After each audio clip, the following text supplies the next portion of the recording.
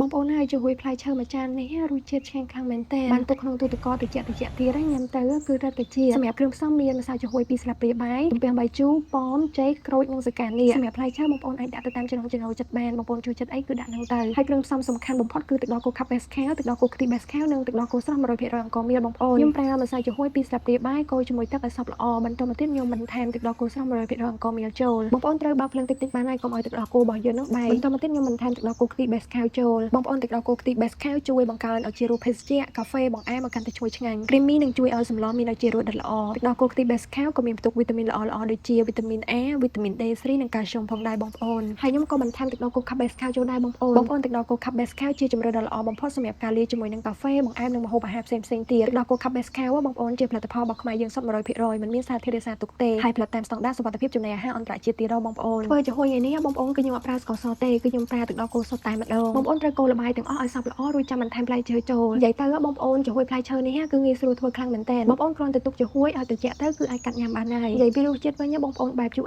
អែមញ៉ាំទៅគឺឆ្ងាញ់ខ្លាំងមែនតើអង្គមមានមោទនភាពជារោងចក្រផលិតទឹកដោះគោក្នុងស្រុកដំបងគេបង្អស់នៅប្រទេសកម្ពុជាយើងបងប្អូនដែលបាននាំមកនៅផលិតផលដែលមានគុណភាពខ្ពស់ជាមួយនឹងតម្លៃសមរម្យទៀតដល់បងប្អូនរាល់ផលិតផលរបស់អង្គមទាំងអស់បានអនុលោមតាមស្តង់ដារសុវត្ថិភាពចំណីអាហារ FDA របស់សហរដ្ឋអាមេរិកប្រព័ន្ធគ្រប់គ្រងសុវត្ថិភាព FIC 22000 GMP AACCP និងសញ្ញាហាឡាដែលបងប្អូនអ៊ីស្លាមក៏អាចញ៉ាំបានដែរ